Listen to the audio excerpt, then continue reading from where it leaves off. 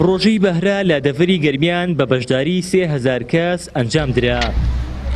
ڕۆژەی بەهرە بریتیە لە تاقیکردنەوە لە کتێبی بیستنی چێژەکان لە ئەحواڵی پێغەمبەرمان صلی الله عليه وسلم کە لەلایەن ناوەندی گەرمیانی ڕێکخراوی قوتابیانی کوردستان و بە هاوکاری مەڵبەندی گەرمیانی کۆمەڵی دادگەری لەسەر تاسەری گەرمیان لە هەردوو قەزای کەلار و کفری و ناحیەکانی باوەنور و ڕزگاری بەڕێوەچوو.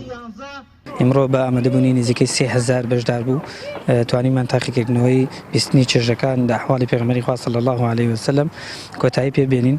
وەرێرای سوپاسی هەموو ئەو لایەنان و ئەو ڕێکخراوانەکەن ئەو چاودێرانەکەن کە ماوەیەکی زۆرە لەگەڵمان ئامادە بوون و سوپاسیانەکەین وێ دەکەین خۆی پڕودگار کار و کردەوەیان ئینشاءڵڵا لێ قبول کردبێ و سوپاسی مەڵبەندی شەکەین کە دەستێکی باڵای هەبووە لە ئامادەکردنی ئەم پرۆژانە.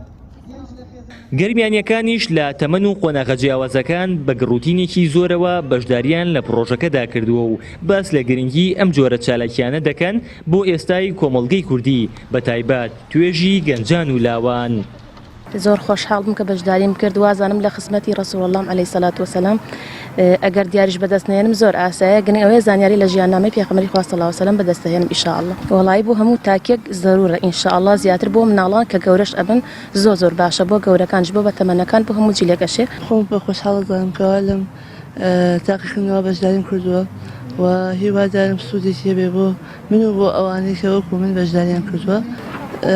زۆر پێ خۆشحاڵم کە ئەم کتێبانە بڵاو دەکرێتەوە بۆ ئەوەی سوودێکی بێت بۆ مسلمانان کەوا زیاتر بزانن لە ژیانی پێغەمبەر و هاوڵانی درودی خۆیان لەسەر بێ.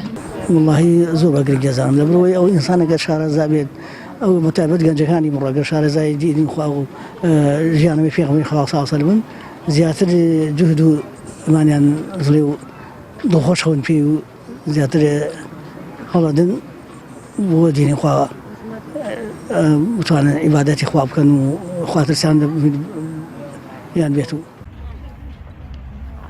پرۆژەی بەهرە تامەزرۆیی و دڵسۆزی گەرمیانیەکانی دووپات کردەوە بۆ شارەزابوون و ئاشنابوون بە ئاکار و ئادەب و خوڕەوشتی پێغەمبەرمان صلی الله عليه وسلم و بڕیارە پاش تەواوبوونی تاقیکردنەوەکەش ئامادەکاری بکرێت بۆ سازکردنی ئاهەنگێکی گەورە و خەڵاتکردنی بەشداربووانی سەرکەوتووی پرۆژەکە.